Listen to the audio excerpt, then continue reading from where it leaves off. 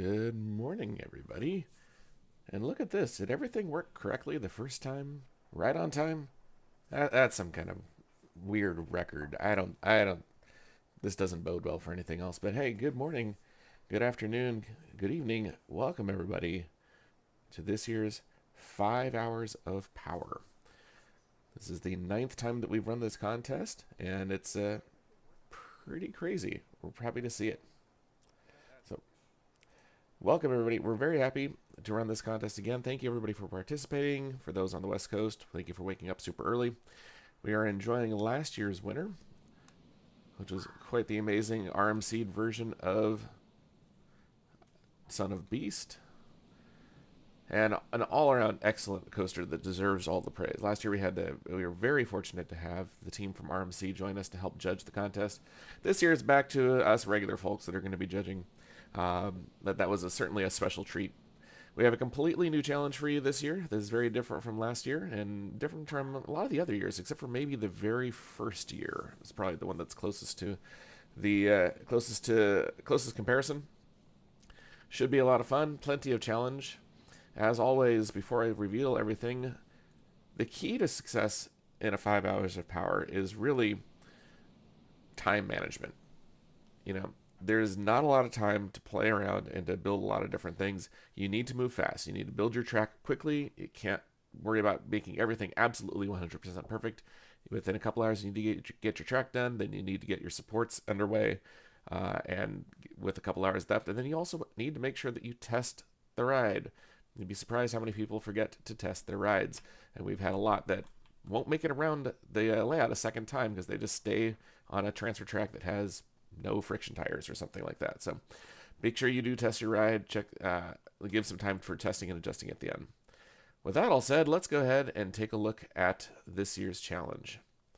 So the story goes that as the park has been building all kinds of gargantuan massive rides over the last few years, the local residents have gotten really, really annoyed with that and have filed petitions with the city council to say, hey, you know what? We're tired of it. We don't want to see these gargantuan rides anymore.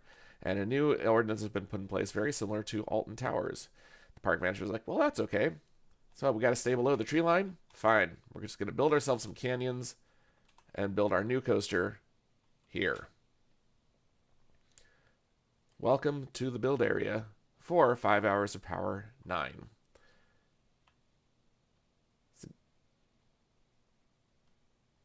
Give you a quick tour around. You'll see the main features here. We have a giant red border. This is actually a very big area. This year's coaster must stay completely within this red area when looked at from the overhead view. So it must stay completely within the overhead view. And then you notice that yellow line. That yellow line is the tree height line.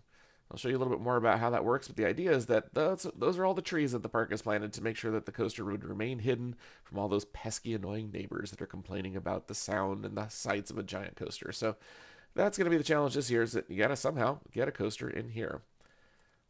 Among the other challenges to the rules here, you can build any type of roller coaster you want. There is no one set style. Anything you want is fine. It does need to be a complete closed circuit coaster, so no shuttles or spikes. But any type of coaster will be allowed, including, yes, an RMC. But what we like to do, as always, cannot touch the water. No part of your coaster, no part of your support structure, none of the footers can touch any of this water. So you will have to build in such a way that it's not going to touch the water. You can start it wherever you want. You can build whatever you want. It can be as high as you want, as long as it stays below that yellow line, which we'll show you in just a moment. It can be as long as you want, as many inversions as you want, or no inversions. You can use any train style. All of it is open and up for grabs. And that's it. It's a pretty simple contest this year. There's not a lot going on. We are allowing one tunnel only. You cannot go below the water level, but you can put a tunnel that goes through one of these mountain ranges somewhere, as long as it does not take you below the mountain level. So I'll show you a few more details about things as I open up the editor, and we're going to look at this map specifically in the editor, because that's where, to show you how we're going to be judging the height mark of that yellow line. So give NoLimits just a moment to close this massive park that has so many coasters in it. So I see a question already going by. Where do we put the station? Wherever you'd like. There is no set place to put the station. So wherever you can find room for it, it's up to you. That's going to be one of the challenges of this particular year. We're going to look at the park name.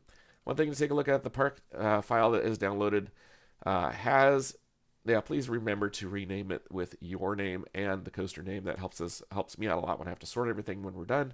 Something else, please. All you guys need to send in is just the park file itself, the NL2 park file. You don't need to package it. There's nothing else that's included. There's no other specialty things like a capacity tracker or paths, anything like that.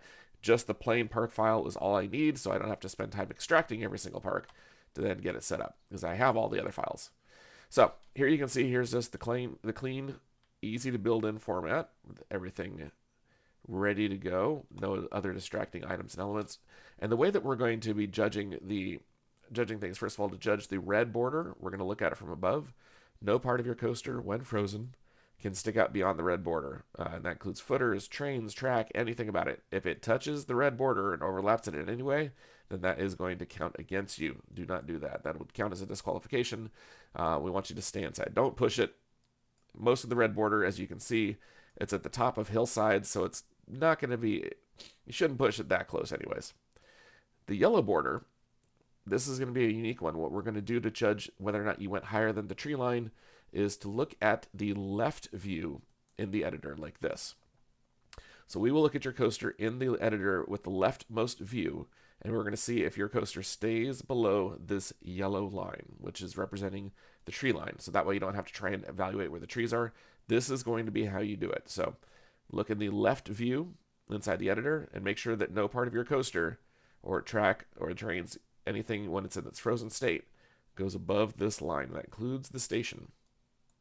Okay? So that's how that rule is going to be counted. We're going to look at it from this angle.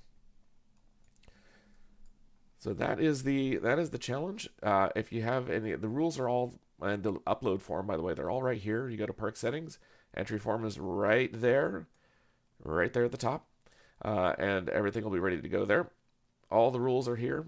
We'll cover them really quickly. One full circuit coaster of any style, non-spike, non-shuttle. And the reason for that is that to do a spike, you're going to need to bring in an outside script. And some people have the script handy, other people don't. Some people know how to script really quickly, other people don't. To keep a level playing field, we're not going to allow scripting on that. The coaster, when frozen, has to stay fully within the red boundary. The coaster, when frozen, must not go above the yellow boundary line when viewed from the left view of the editor. Coaster may not go below the water level. And no restriction on lifts, launches, or inversions. Go nuts. Do whatever you want. Adequate storage is required for all trains. Adequate clearance must be maintained at all times. Coaster must run a minimum of 3 trains. You can have more, but at least 3 trains. 1 below ground tunnel is allowed. Tunnel may not go below the water line, which would be at 0. Boundary rules, coaster track, train supports, and station must be fully within the red boundary. It's going to be judged in the editor with the track frozen state and will be viewed from the top. Any part of your coaster overlaps the red boundaries, the rule is violated. Same thing with the yellow. It cannot go above the yellow boundary. It has to stay below it. This is judged in the left view. Make it with all the scenery hidden. If any part of your coaster extends above the yellow boundary, the rule has been violated. Support structures. They must look sufficient to handle the speed and direction of the supports. Supports and footers must not touch the water. Same thing. No part of your coaster can touch the water, including the station building. Auto supports are allowed, with the stipulation that none of the supports or footers touch the water. Adequate clearance has to be maintained through the ride. The footers should look secured into the ground where they are placed. Use caution when building the supports on steep slopes, as the footers may not fully submerge into the ground. Judges are going to look for this. So remember, all of these steep slopes that are up here, it's difficult to put a footer in the side of these steep hills. Make sure I get back to the build area. Where am I? There it is.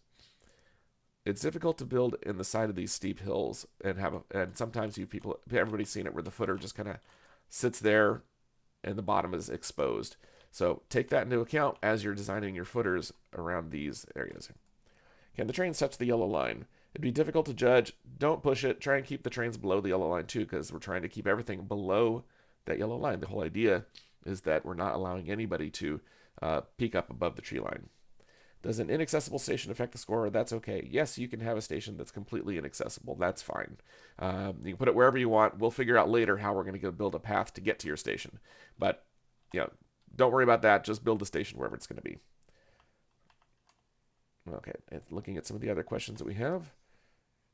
Can you use custom coaster styles? No, we're not going to allow. We're not going to be downloading any extra styles in here, and any extra scenery. All of that gets disabled, so that we're just the purpose of this is to judge how well you can build your track and your supports and meet the rules of the contest. We're not going to be looking like, oh, well, clearly they were trying to do a new generation Vekoma launcher, but they didn't use the right train, so we're lowering the score. Nope, that has nothing to do with it. So we're not going to be allowing custom trains in there. So again, because that cuts down to it's not an even playing field at that point. What if you make a custom footer or other support beam types, not an actual footer, but a square footer or colored beam? Make it look believable. If it looks like it's realistic, we'll go with it. But it does need to look believable. A couple other things here. Can you use included scenery? Of course you can, but we're going to be hiding all the scenery. We're not judging scenery. If you want to throw some extra trees around, go for it. But we are going to be hiding all scenery when judging the ride. We're, again, focused on the coaster itself. Plus, really, it's rare that anybody has any time to add scenery to the park. You're going to need all the time to build the coaster. So if you have some time, feel free to throw some trees and rides around, but we're not going to be evaluating that. Oops. Going back in here, we're going to take a look at the rules again. Oops, I'm in the wrong spot. Park settings. There we go. One thing I wanted to point out is going to be about the rules. We mentioned everything here. Yes, you can use FVD++, because there is a built-in FVD. There's no way for me to tell whether or not you're using the built-in one or the external one unless I'm watching your live stream. And at the end of the day, if you want to build that way, go for it. I can't really stop it. So go ahead. We're not gonna count down on that one. But of course, like anything, you have to move quickly and you have to manage your time quickly because there's gonna be a lot of support building to do to make everything work here. The categories this year, there are 4 categories. Realism, as always, that's looking at the track shaping, forces, and coaster operations as everything moves smoothly. Supports, we're looking at support adequacy, clearance, design, and density. Does the support structure look realistic and able to handle the forces? Note that we're not as concerned that you match the support style to whatever coaster style you're using. No big deal. As long as it looks like it's going to hold up the track, that's all we care about. Creativity. This is going to be an interesting one for this year. Usage of the terrain features, originality of design, and uniqueness of coaster style are all going to be taken a look at. So what do those things mean? Well, for usage of terrain features, we're looking to see that people actually explore the land, that they're not making a little compact thing that stays over dry land the whole time. The further out you go, the more water that you're crisscrossing over, the more more or less challenging you make it for yourself, the better you're going to do on the creativity score. Originality is looking at unique and original things that you're doing during the ride layout. Uniqueness of coaster style.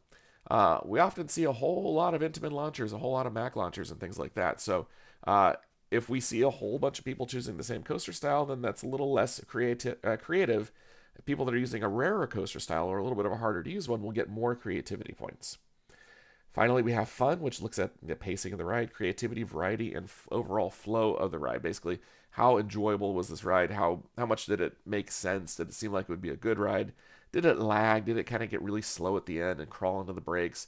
Did it have some inconsistent pacing? All of those kinds of things are going to be evaluated.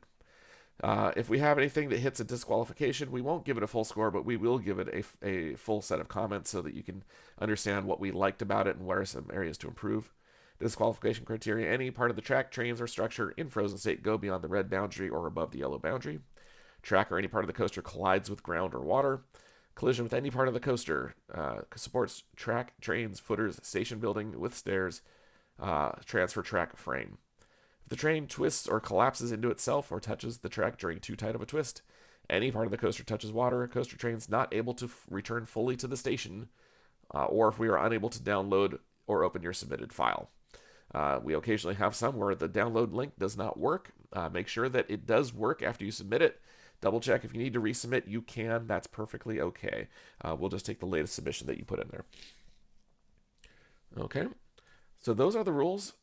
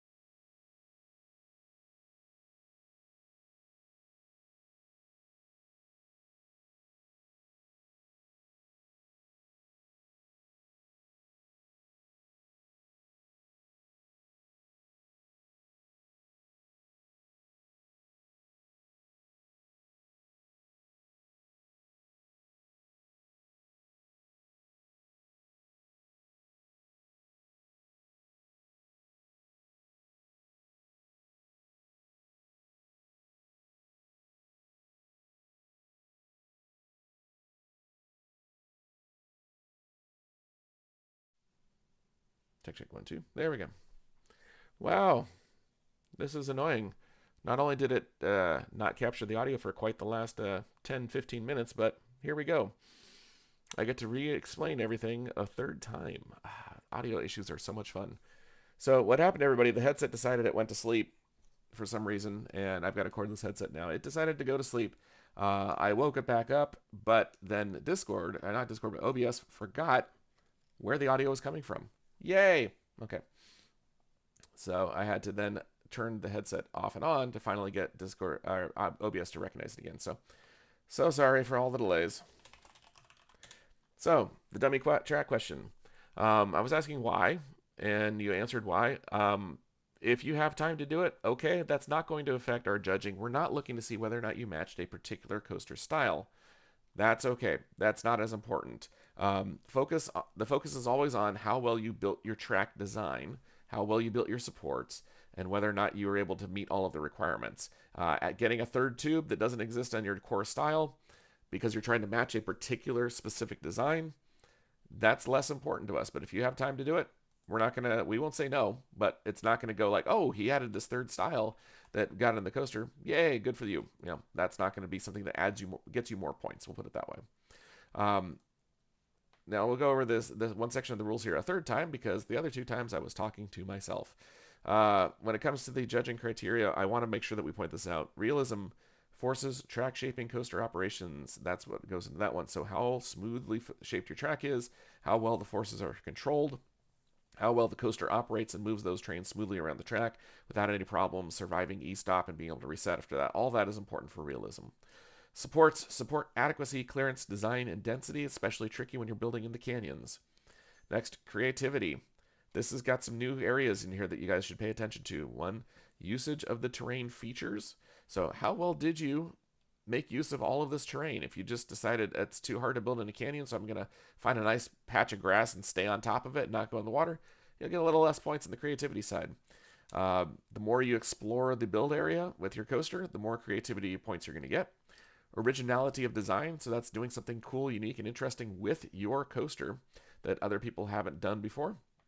Finally, uniqueness of coaster style. I definitely want to call this out. We often see a lot of people making the same type of coaster, the same Intamin rocket, the same Mac launch, the same new style of Vekoma is what they're intending to do. So you'll do better in this category. You'll get more points if you choose something that not everybody else has done. So explore a less used style of coaster than all of your favorites that you like to build all of. So, if half the entries are all launched RMCs, okay, cool. But there's going to be a little bit less for every one of those people on uniqueness of coaster style. So look for something a little more original, and that means everything that you're choosing. Final category, fun, pacing, creativity, variety, flow. That's a normal category for us. That's how well does the ride move around? How well is the variety of elements? It doesn't do the same thing over and over again. How well does it flow from one area to the next? Does any parts of the ride just drag and just go on forever and get slow? Does it crawl into the final breaks? Does it come in with a good amount of speed? Is it a well-balanced ride? So those were everything. As I mentioned before, I don't know if I heard some of these other things. You can use FVD++. I've given up on trying to stop you guys. There's no way for me to tell. But all custom scripts and all third-party brought in trains and scenery, none of that's going to be evaluated. It's all going to get stripped out. We're just looking at your coaster and see how well you did in that time. You can put more than one entry in. We're just going to take the most recent one. So pay attention on the supports. We were talking about the footers and how they go in there. Custom card textures. You guys don't have time for custom card textures. If you do, great. We will not judge it. We're not looking at custom card textures. If you did a really, really cool custom card texture, it's not going to affect your score one bit. So, footers in the water, all good? No, absolutely not. You cannot touch the water at all.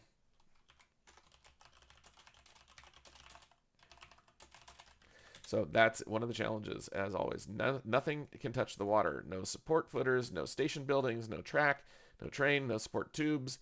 Nothing in the water, guys. You're going to have to bridge your way across it as you fly through these canyons and around and over and around the sides of it. So it is there to enjoy. You are allowed one tunnel. One tunnel is good that can go through the ground. You cannot go below the water level with your tunnel. Stay above the water level. Yes, the water is hot lava. That's the basic way to think of it. And remember the key, I don't know if this was heard in the audio before the audio cut out, but we are going to be evaluating the height the tree line height with this yellow bar back here. Do not move any of these bars. Do not move any of the boundaries. Do not reshape the terrain. Keep all that exactly as it is. We will look through the left view. You can see left view here to see, is your coaster staying below that yellow bar all the way across? Okay. You still have a lot of areas to build in. You have lots of height to work with. The overall height difference between the top of the map and the bottom part of the map, you have over 300 feet to work with. There should be no complaints that you don't have enough space. You have a lot of space to work here. So, yep, no splashdowns. The idea is do not touch the water. It is an obstacle to get in your way. We have a few minutes left. Any additional questions?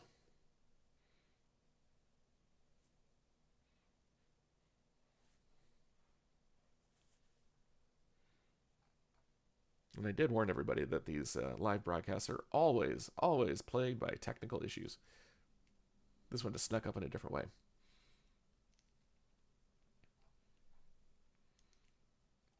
All right, looking both at Discord and the live chat here to see, are there any additional questions?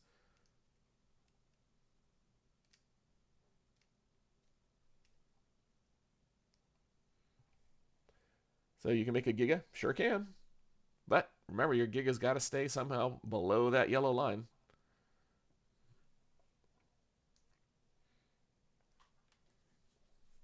So it's possible. Can we delay it by 10 minutes? No.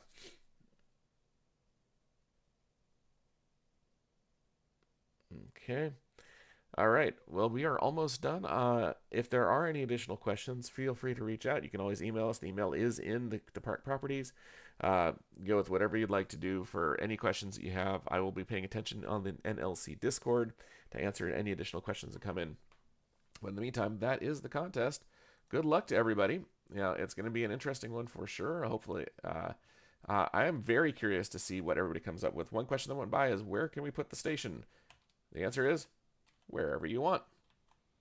There's no one specific place to put it. You can put it wherever you'd like to. There are a whole bunch of interesting possibilities, but I don't think anybody's going to.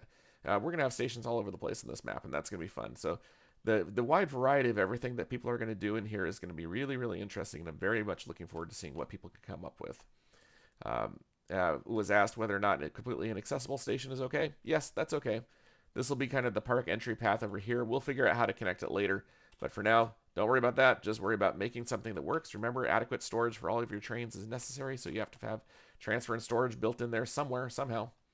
Otherwise, let's see what you come up with. Can it be a coaster style? Yes, it can be something that's already in the park. We're just looking at the uniqueness for this competition. I feel like for a very definition gig, it wouldn't be possible if the tunnels can't below the water level. Yes, they can. This beam up here, this is 330 feet above the water. So you have enough room to do a giga. The difficulty is that you don't have a lot of height to work with once you leave that peak. But it can be done. You're just not going to be able to make a below water tunnel. But yes, this is 300 feet, 330 feet or so above sea level. So you have room for a giga. Any last questions? We're posting the use of lift or launch is considered in the uniqueness of coaster styles. If I make a Mac coaster with a lift hill, is it considered the same as a Mac launch? We're looking at it more. That'll be a little different. We're looking a little bit more at the style selection itself. But if you do different things with it than a whole bunch of other people, if you made it a lift hill and everybody else made Mac launches, then that is more unique.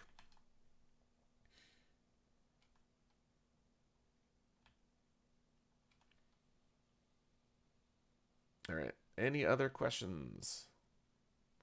We're about 2 minutes away from the park file dropping. Look on Facebook, and I will get the link ready to post to No Limits Central at the top of the hour once it gets there.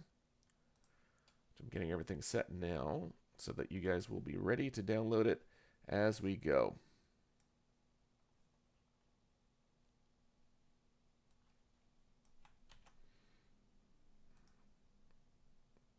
Any last questions? You guys have 1 minute left. Who's worried?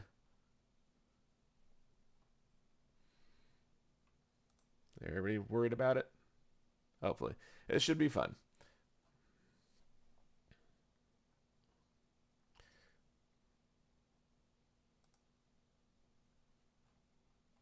All right, everybody, good luck.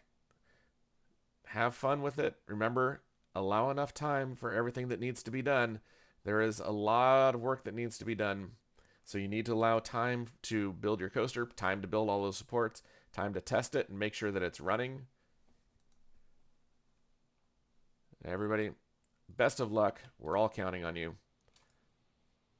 Get ready. In fact, I will even post the link to download it right here in the live stream chat and on Discord in the contest channel, so you guys will get there really quickly. Good luck, everybody. We know you can do it. Looking forward to seeing what you come up with. And go.